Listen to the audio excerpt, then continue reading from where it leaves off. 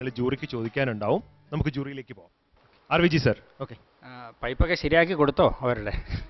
Pipe ഞങ്ങള് ഇപ്പൊ അവസാനം കാണിച്ചത് ഇനിയൊരു 3-4 ലക്ഷം രൂപയും കൂടെ വെച്ചിട്ടുണ്ട്. MIC ഉദ്ദേശിക്കുന്നുണ്ട്.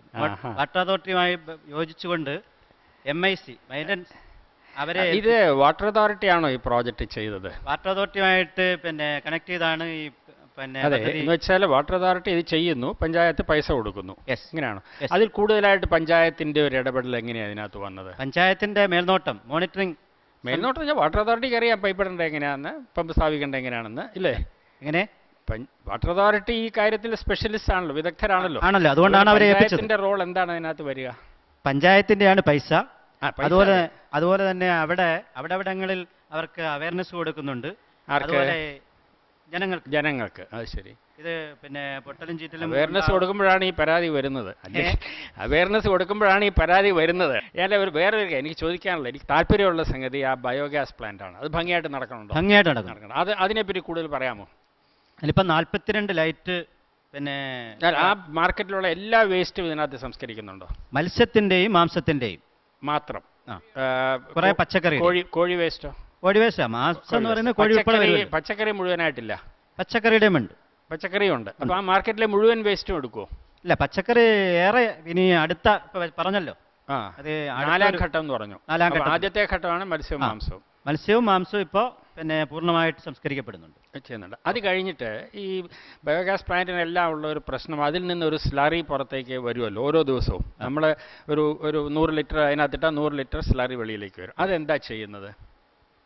അത് പ്രത്യേകിച്ച് വേറെ പിന്നെ ഒരു ഇതിൽ ശേഖരിച്ചിട്ട്. ഏതിൽ ശേഖരിക്കും? ഒരു പ്രത്യേക ഒരു ടാങ്ക് ഉണ്ട്. എന്നിട്ട് അത് ശേഖരിച്ചിട്ട് അത് പിന്നെ സ്മെല്ലുണ്ടാകാതെ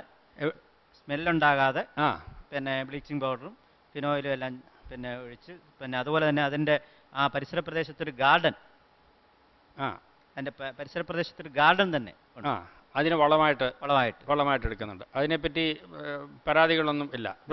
വൃത്തിയായിട്ട് പരിപാലിക്കും. ഈ ലൈറ്റ് ഗ്യാസ് കൊണ്ട് കത്തുന്ന ലൈറ്റ് ആണോ ഇലക്ട്രിസിറ്റി കൊണ്ട് കത്തുന്ന ലൈറ്റ്? ഗ്യാസ് ആണ്. ഇതിൽ നിന്നും ഉണ്ടാകുന്ന ഗ്യാസ് കൊണ്ട് നേരിട്ട് കത്തിക്കുന്ന ഗ്യാസ് ലൈറ്റ് ആണ്, അല്ലാണ്ട് വൈദ്യുതി ഉണ്ടാക്കിയിട്ട് കത്തിക്കല്ല. ഈ ബയോഗ്യാസിൽ നിന്നും ഇലക്ട്രിസിറ്റിയുടെ കറണ്ട് ഉൽപ്പാദിപ്പിക്കും. അതിനുള്ള യന്ത്രവും സ്ഥാപിച്ചിട്ടുണ്ട്. അതിനെപ്പറ്റി അത് എത്ര കിലോ വാട്ടിന്റെ ആണ്, അങ്ങനെ എന്തെങ്കിലും അറിയാമോ? ഗ്യാസ് ജനറേറ്റർ വഴി ജനറേറ്റർ ഉണ്ട്. ചെയ്തിട്ടാണ് ജനറേറ്റർ പ്രവർത്തിപ്പിക്കാനൊക്കെ ആവശ്യമായ ഉപകരണം സ്ഥാപിച്ചിട്ടുണ്ട്. അത് ജനറേറ്റർ പ്രവർത്തിപ്പിക്കാനൊക്കെ ആയിട്ട് ആളുകൾ പ്രത്യേക ആളിനെ നിയോഗിച്ചിട്ടുണ്ട്. അത് പഞ്ചായത്ത് തന്നെ നിയമിച്ചിരിക്കുകയാണോ? അത് ബയോടെക്കുകാരാണ് അത് ചെയ്യുന്നത്. ആനുവൽ മെയിൻ്റനൻസ് നമ്മൾ കൊടുക്കുന്നുണ്ട്. ആ മെയിൻ്റനൻസ് ചാർജ് ബയോടെക്കിന് കൊടുക്കും. അവരാണ് പ്രവർത്തിപ്പിക്കുന്നത്. ഇതിനാവശ്യമായ തൊഴിലാളികളെല്ലാം അവരാണ് സപ്ലൈ ചെയ്തേക്കുന്നത്. ഇത് തൃപ്തികരമായിട്ട് പ്രവർത്തിക്കുന്നുണ്ടോ? സൂപ്പർവിഷൻ പഞ്ചായത്ത് ചെയ്യുന്നുണ്ട്. Very good. വിനീത മാം, എനിക്ക് ചോദിക്കാനുള്ളത് ഈ തണ്ണീർത്തട അധിഷ്ഠിതമായിട്ടുള്ള വികസനം എന്ന് പറഞ്ഞാൽ വാഴപ്പാറ തോടിനെ പറ്റി പറഞ്ഞു.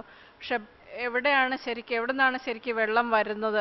തരിശുനിലത്തിന്റെ കൃഷിയുടെ കാര്യം പറയുന്നുണ്ട്. ആ കൃഷിക്ക് ഉള്ള വെള്ളം ഈ കുടിവെള്ള പദ്ധതിയുടെ സുസ്ഥിരതയെ എങ്ങനെയെങ്കിലും ബാധിക്കുന്നുണ്ടോ? വെള്ളം ഡൈവേർട്ട് ചെയ്തു പോകുന്നുണ്ടോ ഇടയ്ക്കിടയ്ക്ക്? ഇല്ല. ഇത് പിന്നെ വാഴപ്പാറയിൽ കുടിവെള്ള പ്രോജക്റ്റിന്റെ ആണ്. അവിടെ തടയണ കെട്ടിയിട്ട് അവിടെ തടഞ്ഞു നിർത്തിയിട്ട് അവിടെ നിന്നാണ് ഈ 1.25 ലിറ്റർ ശേഖരിക്കുന്ന പിന്നെ പമ്പ് ഹൗസിലേക്കും, അതുപോലെ തന്നെ 50,000 ലിറ്റർ ശേഖരിക്കുന്ന പമ്പ് ഹൗസിലേക്കും, 5,000 ലിറ്റർ ശേഖരിക്കുന്ന പിന്നെ ടാങ്കിലേക്കും അവിടെ നിന്നാണ് വെള്ളം എത്തിക്കുന്നത്. ഇവിടെ കൃഷിതലത്തിലേക്ക് വെള്ളം വരുന്നത് അവിടെ KIPയുടെ കനാലുണ്ട്. പിന്നെ ഉണക്ക് കാലത്ത് ആ KIPയുടെ കനാലിലൂടെ അവിടെ വെള്ളം എത്തിച്ചേരും. തെന്മല ഡാമിൽ നിന്നും വരുന്ന വെള്ളം എത്തിച്ചേരും. പിന്നെ കൂടാതെ മഴക്കാലത്ത് വെള്ളം എത്തിച്ചേരുന്നതിനുള്ള പിന്നെ ഇതുണ്ട്. എനിക്ക് 2 സംശയങ്ങൾ നിങ്ങൾ തന്ന ചോദ്യാവലിയിൽ നിന്നുള്ള. ഒന്ന്, പ്ലാസ്റ്റിക് നിരോധിച്ചത് പിടിച്ചെടുത്ത പ്ലാസ്റ്റിക് നിങ്ങൾ നശിപ്പിച്ചു എന്ന് എഴുതിയിട്ടുണ്ട്. അതെങ്ങനെയാ നശിപ്പിച്ചത്? ഏത് മാർഗം ഉപയോഗിച്ചെന്നുള്ള? ശേഖരിച്ചു വെക്കുക ചെയ്യുന്നത്, നശിപ്പിക്കാൻ കഴിയില്ല. അത് എന്ത് ചെയ്യണമെന്ന് പറഞ്ഞിട്ടില്ല ഇതുവരെ. അത് റീസൈക്കിൾ ചെയ്യാൻ പറ്റത്തില്ല, പക്ഷെ കുറയ്ക്കാനുള്ള അവയർനെസ് ക്രിയേറ്റ് ചെയ്യാൻ പറ്റില്ല. അത് നടത്തുന്നുണ്ട്. അതാണല്ലോ ഞങ്ങൾ നടത്തിയത്. പിടിച്ചെടുത്തു. അതുപോലെ തന്നെ പിന്നെ ഇപ്പോൾ പേപ്പർ ബാഗ് ഉൽപ്പാദിപ്പിക്കുന്നുണ്ട്. അവിടെ കുടുംബശ്രീ യൂണിറ്റുകളെ കൊണ്ട് പേപ്പർ ബാഗ് യൂണിറ്റുകൾ ആരംഭിച്ചിട്ടുണ്ട്. അപ്പോൾ പിന്നെ പേപ്പർ ബാഗാണ് ഇപ്പോൾ കുറേ അധികം പ്രദേശങ്ങളിൽ ഉപയോഗിക്കുന്നത്. Paper bag.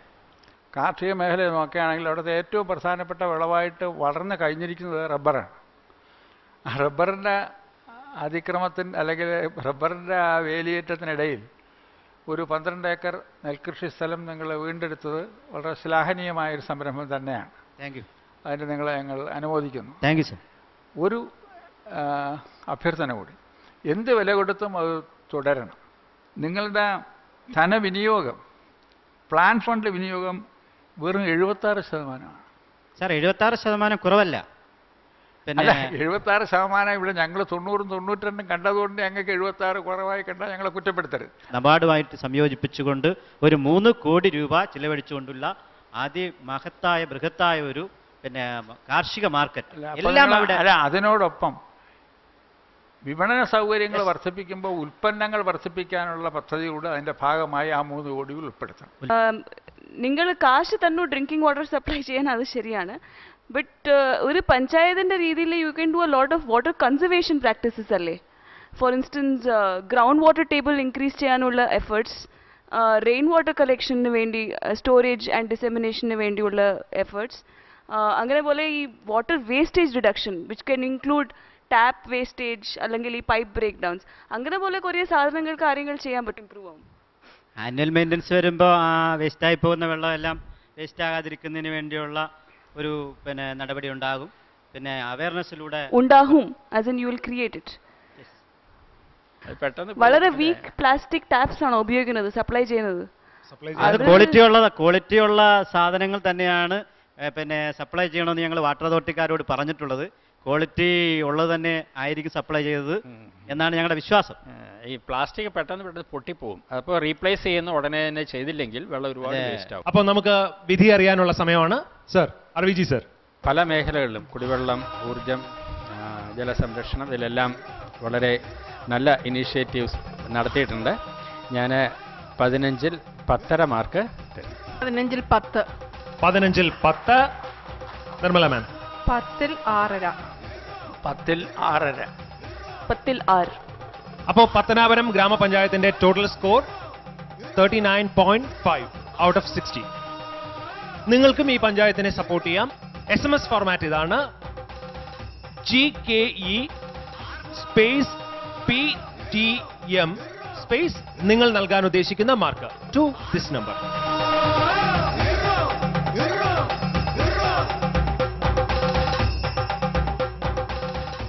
അർവിജി സർ, നമ്മൾ ഈ ഗ്രാമപഞ്ചായത്തിന്റെ കാഴ്ചകളെല്ലാം കണ്ടു കഴിഞ്ഞു, വികസനത്തിന്റെ തലങ്ങളെല്ലാം അറിഞ്ഞു.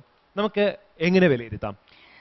വിവിധ മേഖലകളിൽ ഗവൺമെൻറ്റിൻ്റെ സ്കീമുകൾ, വാട്ടർ അതോറിറ്റിയുടെ സ്കീം എല്ലാം ഉപയോഗിച്ചുകൊണ്ട് വികസന പ്രവർത്തനങ്ങൾ നടത്താൻ പഞ്ചായത്തിന് കഴിഞ്ഞിട്ടുണ്ട്.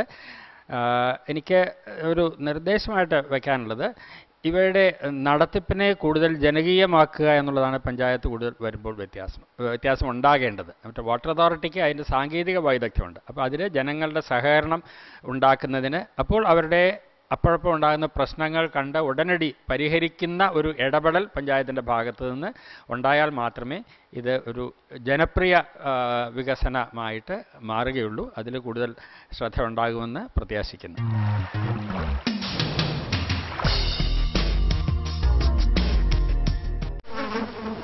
വേണ്ട നമുക്കിനി രോഗങ്ങൾ, വ്യാധികൾ വേണ്ട, വേണ്ടേ നമുക്കി കൊതുകിന്റെ താണ്ഡവം. വീടും പരിസരവും വൃത്തിയാക്കൂ, കൊതുകിന്റെ താവളങ്ങൾ നശിപ്പിക്കൂ, മാരക രോഗങ്ങളോട് വിട പറയൂ, വീണ്ടും ഒരു ദുരന്തമൊഴിവാക്കൂ. നാടിനെ നമ്മുടെ വീടായി കരുതണം, വൃത്തിയായി ഭംഗിയായി സൂക്ഷിക്കണം. രോഗം പരത്താത്ത മണ്ണിന്റെ മാറിലെ ആരോഗ്യമോടെ ജനങ്ങൾ വാഴൂ. എന്റെ കേരളം മാലിന്യമുക്തം.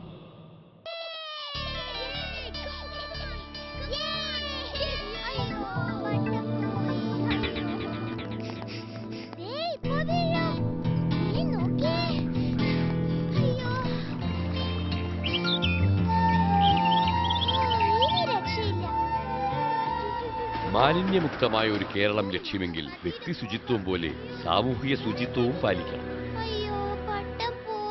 മാലിന്യമുക്ത കേരളത്തിനായി നമുക്ക് ഒരുമിച്ച് പ്രയത്നിക്കാം. എന്റെ കേരളം മാലിന്യമുക്തം.